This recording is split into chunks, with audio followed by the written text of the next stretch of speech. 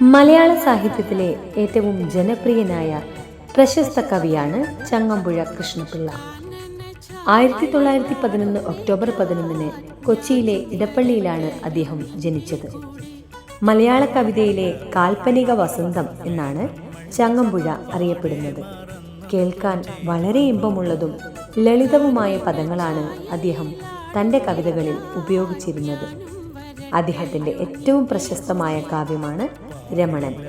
മലയാളത്തിൽ ഏറ്റവും കൂടുതൽ ആളുകൾ വായിച്ച കവിതാ പുസ്തകം എന്ന ബഹുമതി രമണൻ എന്ന കൃതിക്കാണുള്ളത്.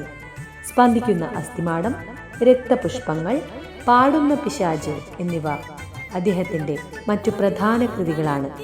കവിതകൾ കൂടാതെ കഥകളും ലേഖനങ്ങളും അദ്ദേഹം എഴുതിയിട്ടുണ്ട്. കവിയായ ഇടപ്പള്ളി രാഘവൻ പിള്ള ചങ്ങമ്പുഴയുടെ ഏറ്റവും അടുത്ത സുഹൃത്തായിരുന്നു. വളരെ ചെറിയ പ്രായത്തിൽ അദ്ദേഹം അന്തരിച്ചുവെങ്കിലും തൻ്റെ മനോഹരമായ കവിതകളിലൂടെ ചങ്ങമ്പുഴ ഇന്നും മലയാളികളുടെ മനസ്സിൽ ജീവിക്കുന്നു.